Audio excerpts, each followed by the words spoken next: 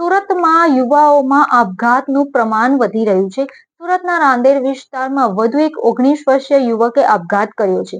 રાંદેરમાં Bhuvaneshwari society ખાતે રહેતા 19 વર્ષીય શનિ રાઠોડે ગળે ફાંસો ખાઈ જીવન ટૂંકાવ્યું. સુરતમાં દિન પ્રતિદિન યુવાઓમાં આપઘાતનું પ્રમાણ વધી રહ્યું છે. સુરતમાં 19 વર્ષીય યુવકે આપઘાત કર્યો હોવાનો બનાવ સામે આવ્યો છે. રાંદેરમાં ભુવનેશ્વરી સોસાયટી ખાતે રહેતા 19 વર્ષીય શનિ રાઠોડે આપઘાત કરી મોતને વાલું કર્યું. ગત રાત્રે યુવકે પોતાના રૂમમાં જઈ કોઈ અગમ્ય કારણોસર ગળે ફાંસો ખાઈ મોતને વાલું કર્યું હતું.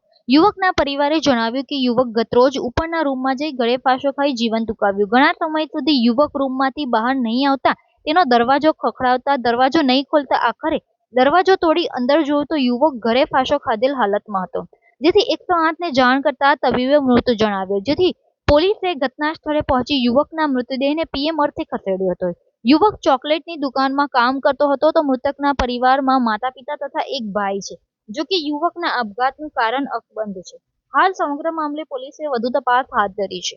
આપનું નામ? કૃષ્ણા. ભાઈ ક્યાં રહેવાનું છે? મારું મોરા પાગલ.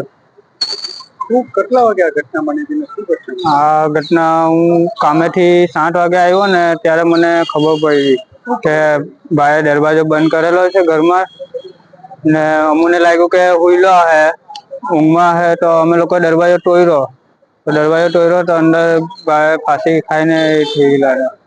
આ ભાઈનું પૂરું નામ શું છે? શનિ નામ છે મારા ભાઈનું. શનિ. એની ઉંમર? એની ઉંમર 19 વર્ષ. શું કામ કરતો હતો? એ ચોકલેટમાં કામ કરતો હતો ડિલિવરીનું. તમે ક્યાં રહેવાનું તમારું? રાંદેરમાં આપણે બોટનિકલ ગાર્ડનની સામે.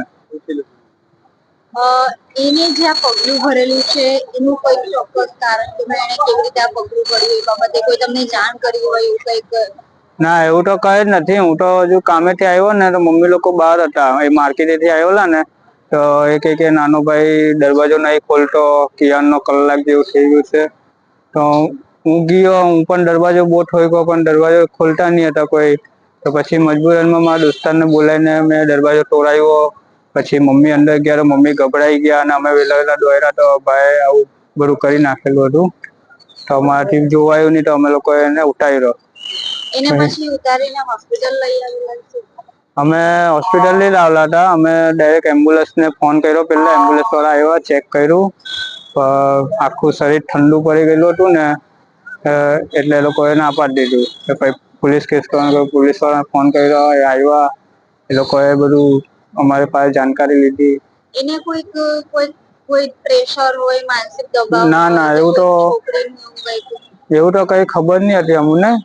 તો હસતો ખીલતો હતો, બધા હાથે વાતચીત કરતો હતો. બપોરે બી હવે મારા 2-3 દોસ્તાર લોકો હાથે વાત બી કરતો હતો. પછી સાંજે છે ને અચાનક મમ્મી લોકો બજાર એવું ઘરે ગયા ને ત્યારે એને શું થઈ ગયું સમજ નહીં પડી. દરવાજો બંધ કરીને આવું બધું કરી નાખ્યું.